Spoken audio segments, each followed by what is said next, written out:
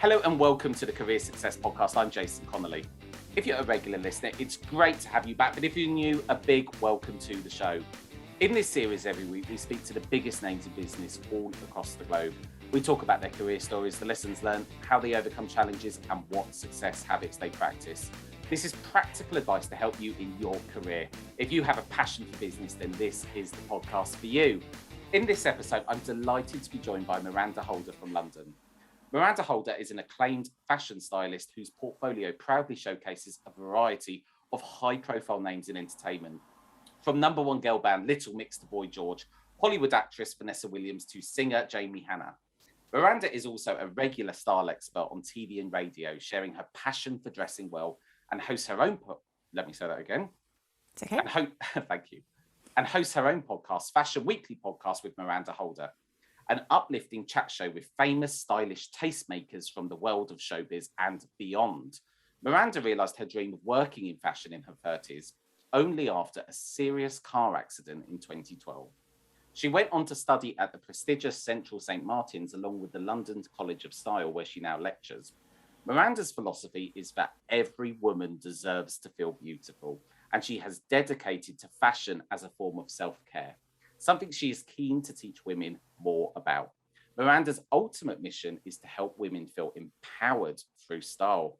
What an intro, Miranda. Thanks for joining me. Hello, Jason. It's lovely to be here. Thank you for having me. I should correct that. I said women, men as well. Men deserve to feel beautiful or fabulous, and men deserve to have great style too. I do both, gentlemen and ladies. Thank you for clearing that up, and I do agree, we all deserve to feel fabulous. So, quite the introduction. Miranda, tell me about you and how this all got started. Goodness, yeah, that's a good question. So I've always loved fashion. I've always been attracted to the amazing transformative power of clothing. You know, we can put a great outfit on, a fabulous pair of shoes, something that fits really well in the right colour, and instantly our posture changes, our shoulders are back, our chests are puffed up, we stand taller, our skin glows from the right colour, we even look younger, we can look slimmer, we just feel so good, and that thoroughly affects our confidence. It affects how other people view you. It becomes infectious, and it changes the direction of your whole day. So I've always been someone that has experimented with style. I'm super creative, and as a kid and a teenager, I'd try out every look going, whether it was, I went through a gothic stage, a hippie stage, a tie-dye stage. I did it all, customizing my own clothes, all sorts of things. So I knew that I was just fascinated by clothing. But I actually started off my career as an actress. So I went to Middlesex University and then on to RADA and worked for a few years as an actress and loved it, but kind of missed or wanted a regular income because it was great, but it was very all or nothing, and I'd be doing bar work and things when I wasn't working as an actress. So I actually gave that up and went into recruitment consultancy, Jason, for a while. I worked in construction recruitment, of all bizarre industries that's really removed from acting, but I know that you're in recruitment yourself, so indeed. I do kind of miss those days. We made a lot of money and we worked very hard and we played very hard as well. But that was a little time out. And then do you feel that your acting helped you in recruitment? Oh, it did. Yeah. Oh, it did. The sales, the closing, the pitching, and still today. I mean, actually, the recruitment. I had a really good sales training that stayed with me for the rest of my life. And although I'm not really doing sort of direct sales or sales anymore, it's still something that is so applicable to business every day. You know, you never stop selling, whether whether it's in your personal life or. I think it gives a great foundation, and I used to be a budding young actor. I was a magician actually for years, and I always thought that gave me such a great foundation when I entered the industry. Hence why I asked the question. Oh, I love it. Bit of magic. Well, I'm sure that your clients ask you to do a bit of magic all the time, but in terms of finding them the right person, because I can remember those days very well. Indeed. So tell us where it went from there then. So you went into sales, construction, that kind of kept you going at that time. It did, made a lot of money, but But you know what? I wasn't fulfilled because at heart I'm a real creative person. I think it's if it's in your blood, you know. And I'd go a step further than creative and say artistic. And I have this innate need to express myself. And if I don't, I'm actually not that happy because I'm not fulfilled. So I was doing this work and doing okay, but there was something missing from my life big time. Then I met my husband, got married, had kids. I'm summarizing the years a little We're bit going quickly on here. literally a super speed tour. I Yeah, we appreciate are that. exactly that. And was still not happy. Threw myself into being the perfect full-time mum, you know, perfect housewife. We moved to Hampshire, 2.4 children and a Labrador, you know, and an Audi, all the cliches, you know, super middle class. And I tried to be grateful. I tried to be happy. I loved my kids, obviously, still do love my kids, thankfully.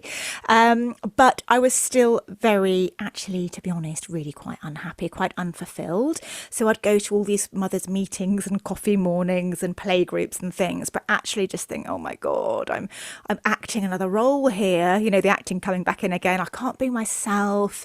These just aren't my people. They're not my tribe. And I had a very serious car accident when the kids were 6 and 4. I was still housewife very much and mother at the time. And my husband was driving and we went back into the back of another car. I think their brake lights weren't working. And I was in the passenger seat and my legs were crossed on the dashboard. And in retrospect, I have to say, and this is still something on my to-do list, Jason, we need to get the word out there that it's not a very safe way to sit. If you're a passenger in the front seat of a car, do not, whatever you do, put your feet on the dashboard. Because what happened, we went into the back of someone, not particularly fast, around 40 miles an hour. The airbag went off. And they go off at approximately, I think it's 230 miles an hour. I'm sure someone out there will know, but incredibly fast, and through my crossed legs into the safety glass of the windscreen, which didn't smash or crack. So instead, my legs did. And it was sort of one of those slow motion, crazy, hazy days where this sort of catalogue of disasters just kept clocking up, from the ambulance being late to the hospital being overrun to loads of doctors being on holiday to them not finding or realising the true extent of the damage for literally several weeks. And again, to sort of fast forward a little bit through, the upshot was that I had very many broken and dislocated bones and severe nerve damage, tethered and severed nerves, which are incredibly painful, I can tell you. Even more painful than childbirth, and that's saying something because everyone says that's the most painful thing, but yet really painful. And the doctors told me my leg, one of my legs was partially paralysed, my foot was paralysed, and I had a 99.3% chance of contracting something called avascular necrosis, which is when your bone loses its blood supply, it crumbles and dies and goes rotten. So the doctors advised me to have an amputation. They also advised me that I would never walk again, I'd never wear high heels again, I'd never dance again, you know, all my favourite things, and that I would be on pain medication indefinitely because the nerve pain was so great and there was only limited things that they could do.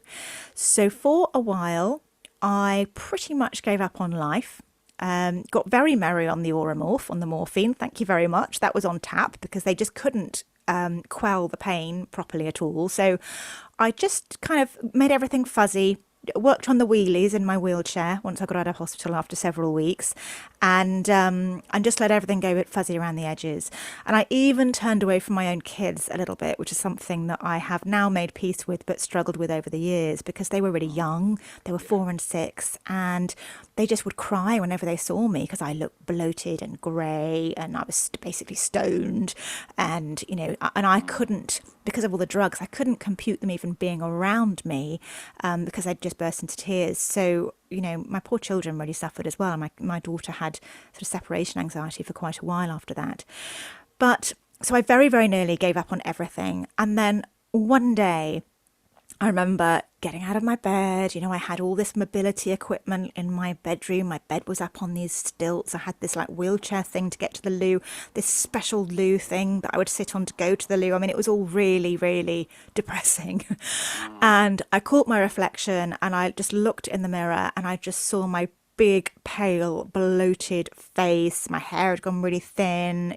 I just looked an absolute mess. My leg was wasting away. And I just thought, this is crunch time. You're either going to give up now and just go with this, or you can choose to try and get your life back. And I remember that I was flicking through some fashion magazines, because that was one thing that I loved to do. Everyone would bring me fashion magazines, and it just suddenly clicked. I thought, I know, I am going to work in fashion. And it was this crazy sort of morphine induced moment that was so far removed from the situation that I was in. But I had this conversation with myself and said, if I can recover, because it wasn't very easy, but if I can recover from this, I will have a go at realizing actually what was a bit of a suppressed lifelong dream, and just see if I could do something with clothes, something in fashion. So this little kernel of an idea grew and became more and more, it sort of burned more and more brightly in my mind.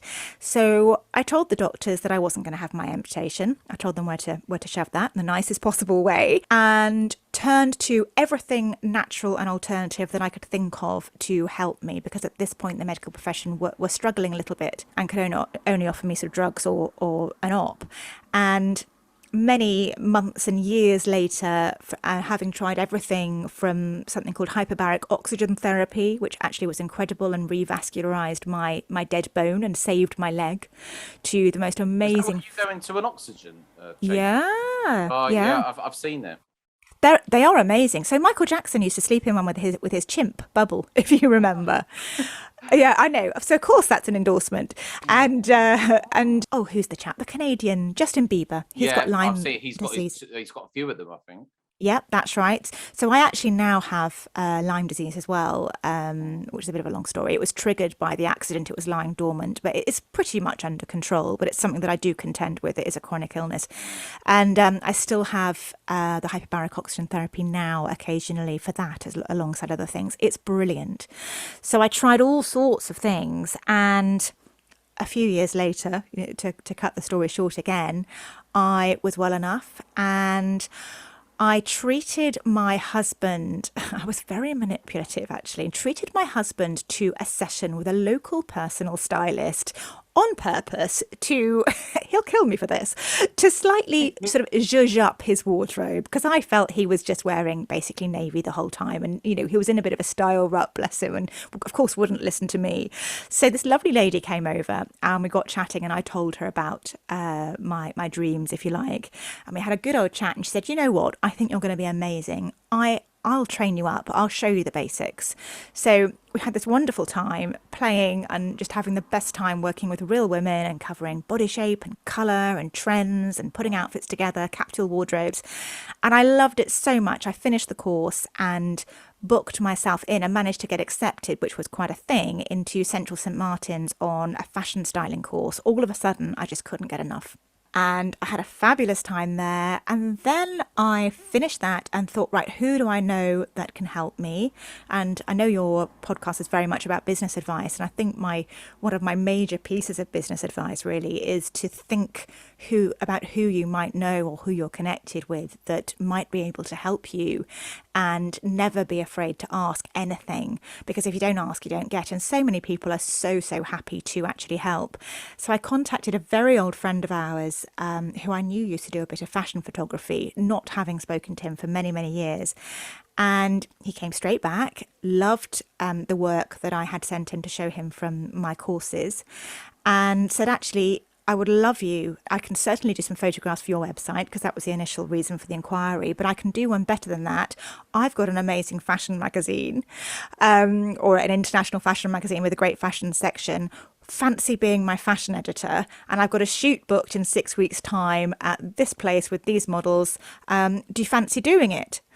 which was my big break. And it came pretty much out of nowhere. I said yes because that was my new policy since recovering from my car accident, was to say yes. I've recently changed it to saying no occasionally, because what I found was that in the end I got overloaded. But at this time it was all very exciting and I was saying yes to everything. So I undertook it and didn't quite know how I was going to make it work, but somehow I did. My sales skills and my acting skills certainly came in useful, managing the people. And I produced the whole shoot. I styled the whole shoot, helped to organize the models, art direction, all sorts of things, to be honest, punching way above my pay grade because I had just started, but had the most incredible experience, got fantastic feedback, and had the best time. And that was the beginning of it. That was the fashion side. And then the personal styling business, where I style real people, also thrived from that moment on. And suddenly I was working in fashion. Miranda, I must say, the hairs on the back of my neck are absolutely standing up with the way you tell that story, and what an absolutely awful thing to go through, and the way you just describe it just, I goosebumps all over my arms. Then Oh, bless you. it's to go from something so tragic as well, to have that moment and that kind of realization and go through this kind of process. I don't really want to talk about what do you think would have happened if that hadn't happened, but it seemed like that was the life defining moment that kind of made you go, right, that's it, I am going to do what I want to do, and this is what I'm going to do. And it sounded like at that kind of time that it really felt like you had nothing to lose by actually kind of applying yourself and pushing yourself forwards. This is it. I really, if that experience has taught me one thing, it's that life is absolutely precious and it's to be lived and celebrated. And what's the worst that could happen if you don't just go for it? So that was my new attitude. So I'm super grateful, actually. I mean, I still have a little bit of a limp and I've got a stiff foot, but actually, I think that's pretty Wow. good considering the severity of the situation. So I'm grateful for that, because and I know this is an incredibly overused word at the moment, but I pivoted, I changed my life and I went into a new direction, and I've never looked back. And I feel, I'm a bit spiritual as well, Jason. Oh, I me don't know how you... too. Me Oh, too. good. Very much Oh, so. Very much wonderful. so. Hopefully our lovely listeners are as well. But I really believe in divine timing and what is Mm. meant to be. So I think that occurrence stopped me in my tracks and put me in the right place and have put me in my flow, because things have flowed beautifully. Obviously, a few hiccups along the way, but since that point, I feel like I'm in the right place at the right time, because, and at the risk of sounding like a dreadful hippie,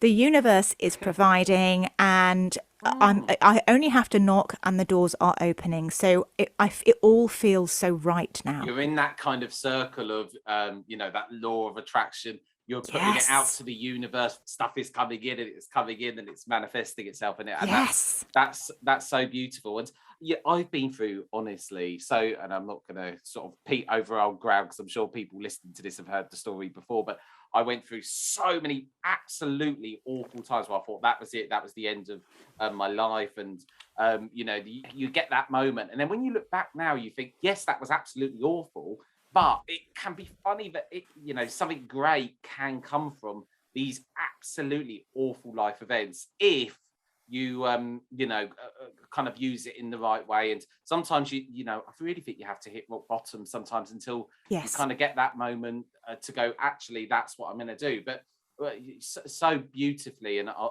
well articulated your story. So Thank you. let's kind of talk about you in the fashion world. You've got this you're now a fashion stylist. How did you get to a point where you was helping to style people like Little Mix and Boy George? How did you raise your profile, because it's an extremely difficult industry, one, even to break into, two, to get to a point where you're styling people that the general public know of? Thank you. It is a hard industry, and I very quickly rose pretty quickly as well, and also coming into it in later life, which was both a positive and a negative. Many fashion stylists, 60-70%, are sort of in their early 20s. And there was me, mum of two, schlepping around. But I actually felt that's a USP. It stood yes, you out. You're different as yes, well. exactly. And I had more life experience that I definitely used to open doors and deal with people and get me in. And there's a huge amount of breaking down doors in the fashion industry on the fashion side. So if you're working with a celebrity or you're doing a fashion magazine shoot, most people won't realise, but you get loaned the clothes from either the designers and fashion houses themselves or their PRs that run the showrooms for them.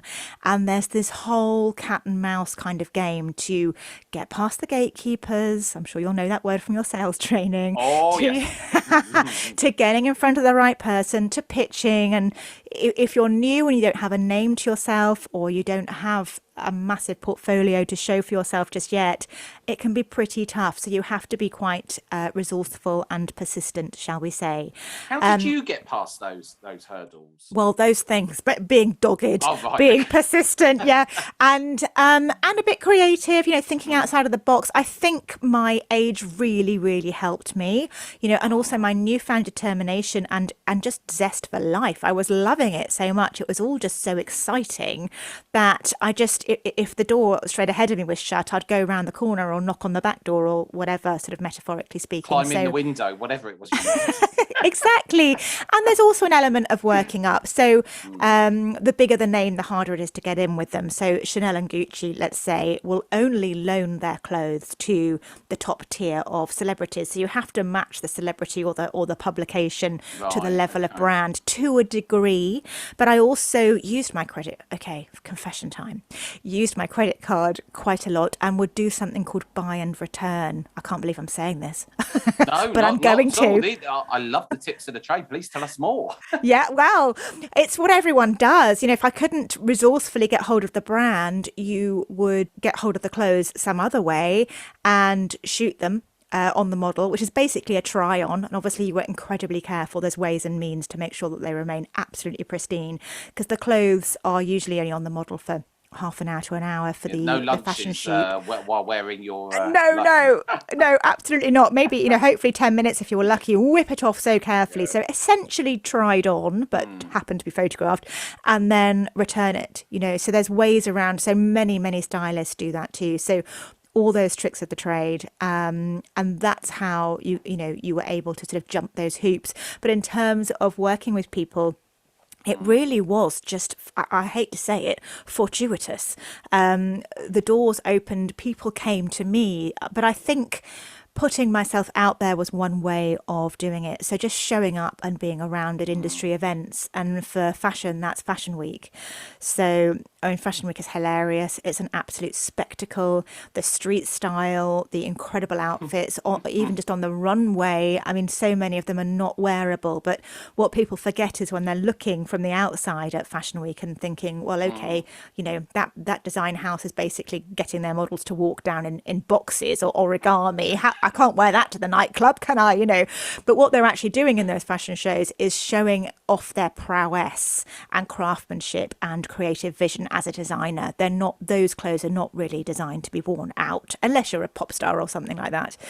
But showing up to those events like Fashion Week and just kind of being open, having a smile on my face, being introduced to people, striking up conversation. Did you feel a bit intimidated? Because this is very much from an outsider and someone that's never been to Fashion Week, but it seems a bit cliquey and a bit, bitchy.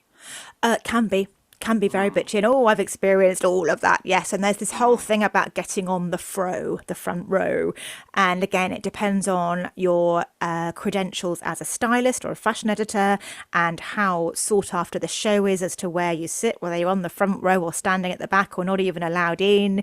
And it's a real hoi polloi to even get into some of the shows, and I mean, I actually find it quite good fun because it's like it's like a challenge. Yeah, I kind can of. now see the runway. I've moved further forwards.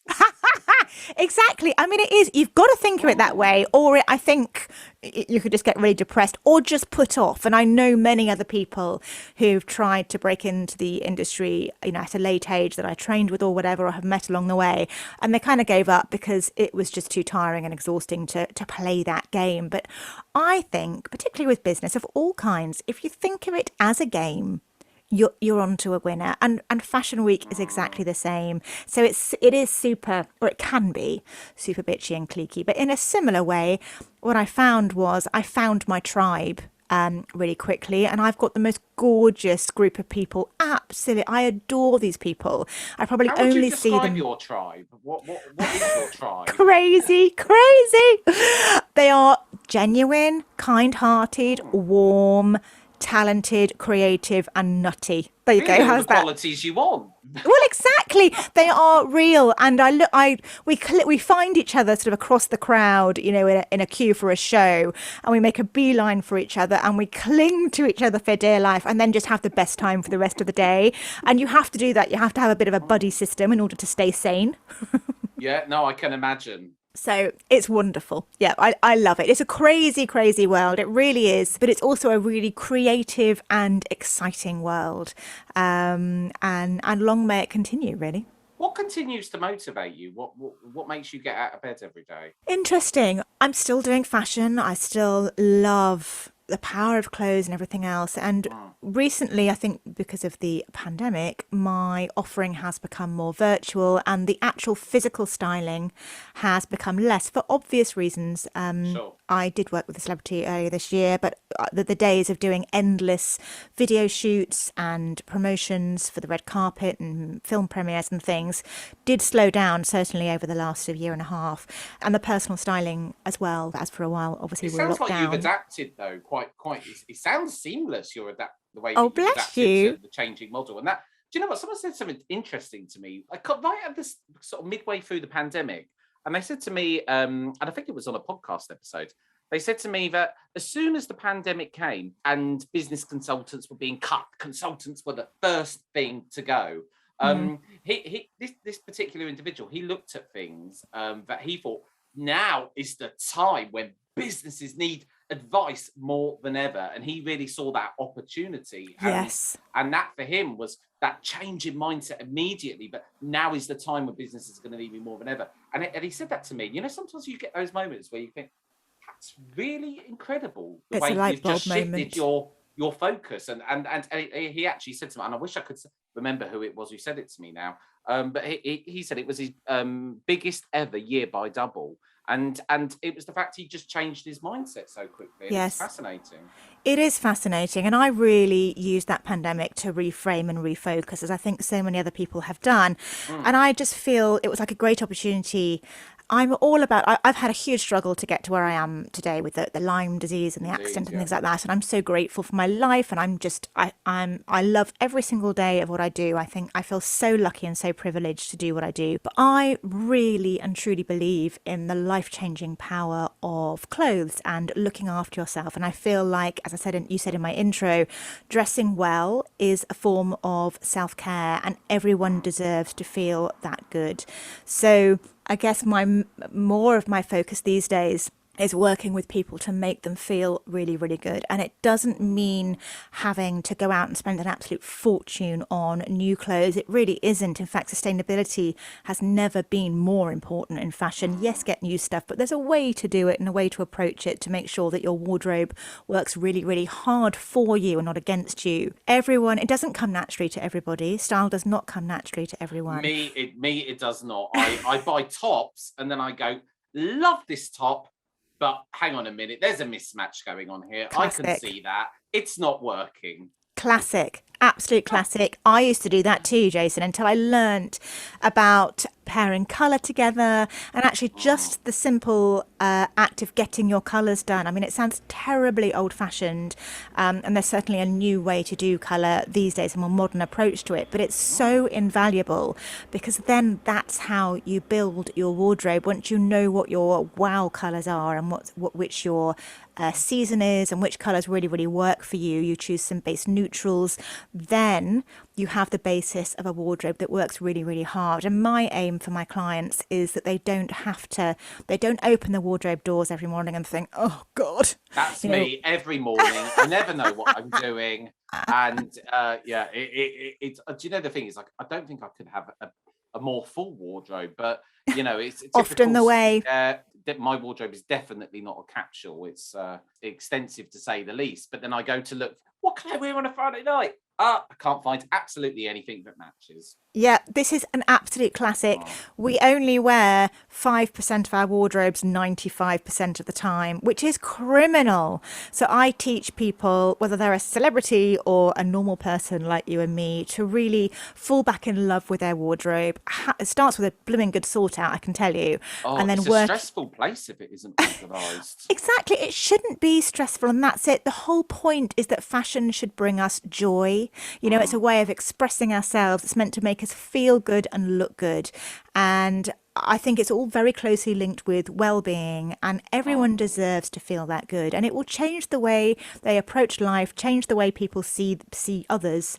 So I do a lot of work on TV and radio. We were talking about that earlier. In fact, if this ends up going on talk radio, I know a few of the gang there, and I'm often asked to comment on things. I also write for the papers and have my own podcast, actually, about fashion and uplifting things. If I may quickly plug it, Jason. Please do. No, please tell us more about it. I really want to hear about it myself. Thank you. Well, it's called Fashion Weekly Podcast with Miranda Holder.